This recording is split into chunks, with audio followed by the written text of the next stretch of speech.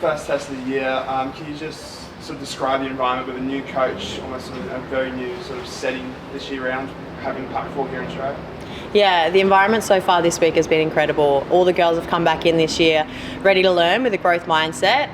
Joe, Chris and Needsy have come in, brought some really good structures. I guess the environment that they've created so far has been really positive, really welcoming, allowing girls to try things, express themselves, but also setting a really high standard. So having Pac 4 in Australia this year, starting our test campaign on home soil is really exciting, and we're really keen to get out there Saturday night and hopefully put on a good show. In terms of letting girls try stuff, is that more on the field, just playing a bit more eyes up footy? Is that what we should be expecting on Saturday? Yeah, definitely. Eyes up footy, giving girls, I guess, the freedom to express themselves and play their skill set and play the reason that's got them into this squad in the first place. Saturday, hopefully, we'll see some fast footy, some expressive footy. We're looking to move the ball around a lot, but hopefully some really high-skilled footy as well. Curiosity is the theme of sort of pre-camp. A lot of girls not knowing what to expect. Coming in here with Joe, obviously coming from a Northern Hemisphere background, is this sort of different to how you've sort of come to camps in the past? A little bit different. I guess every coach, and I guess with new players as well, the environment's going to change a little bit. But so far this week, it's been really positive. The coaches have been really clear on what they expect from us on field and off field in their standards. And I think so far this week, everyone's jumped on board and everyone's growing together and learning together. And for the first couple of days in camp and first week in camp, I think it's a really positive start. It's only, I think, 8 or 9 days in camp between that first day and test on Saturday. How much can you realistically install and realistically sort of change from last year? I think building on last year, so last year we obviously increased our time in camp, increased our time on field, and we've really seen this year coming in off the back of Super W, the girls' ability to learn and the girls' ability to pick up new structures, new systems. The skill level's higher than what it has been previous years, and I think we're actually genuinely quite surprised at how much we've picked up over the last 8 days.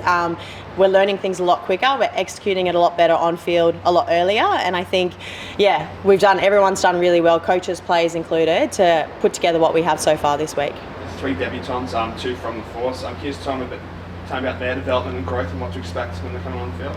Yeah, really excited for our debutants, Sally, Semi and Hedda Barb. Semi and Hedda Barb from Western Force, I've had the privilege to play with this season, and both incredibly talented players. Bring a different skill set. Hedda Barb, huge carries, big hits out on the field. Semi, little snipey 9 with a lot of rugby IQ and rugby knowledge. So really excited for both of them. Hope they both get the chance to get out there this weekend, but I think it's just the beginning for them, and we'll see a lot of growth over the next couple of years with those 3 players. Just on those 2 in particular, I mean, Sammy being WA product as well, what does it say about the growth of women's rugby, particularly in WA? You know, you've seen it firsthand, that you're now producing homegrown talent, you know, saw what the Force did in terms of making the finals. What does that say about where that's sort of heading? Yeah, I think it's huge. Western Force, Rugby WA have made a massive shift over the last 18 months to develop rugby over in the West Coast, but also women's rugby in particular. And I think we saw that through Super W with some of the results we were able to produce. And as you mentioned, with some of the players that are coming through that program, we also had Tamika Jones here early in the week as part of the extended squad. And I think, yeah, it's a testament to women's rugby through Super W, how much the skill set's improved, but yeah, particularly over in the West Coast, and how much emphasis they've put on the women's game this year. On that skill set improving, I think it was only 9 months ago you played Canada, it was 45-7 over there. What's changed in the squad, or what growth are you seeing to indicate that can change on Saturday?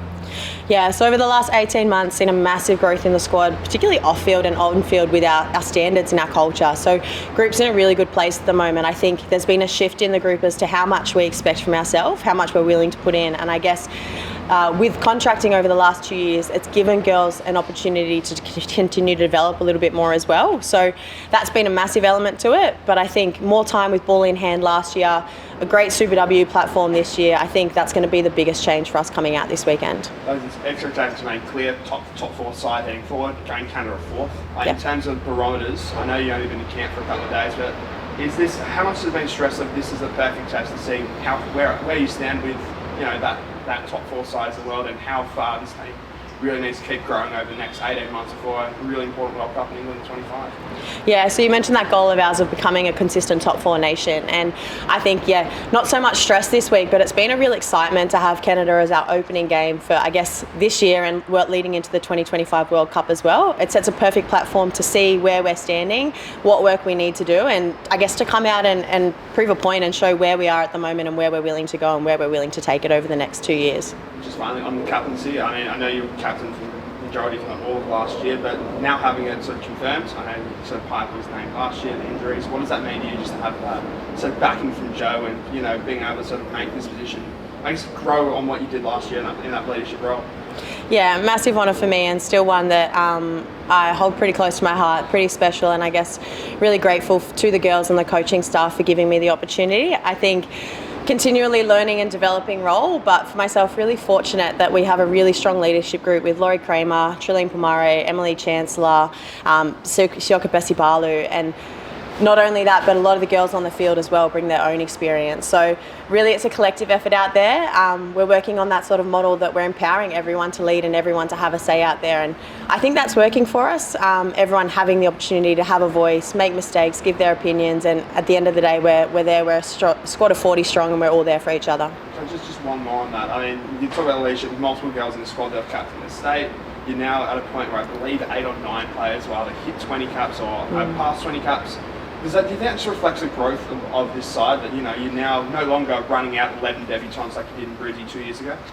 Yeah, definitely. And I think, the ability to still have some debutants this year, but to have kept a little bit more of a consistent group. As you just mentioned, a few girls now heading towards that 20+ cap mark. I think it's just a testament to the program that we're able to secure players. Players have pathways now that they want to be part of and they want to stay involved in. And I guess those numbers climbing just shows how much work's been done to make sure that we're securing test matches and increasing the number of games we play throughout the year. But I think it's really exciting, and I think as a whole, we're excited to see those individual cap numbers continue to grow, but also the numbers the WALLAROOS play as a whole.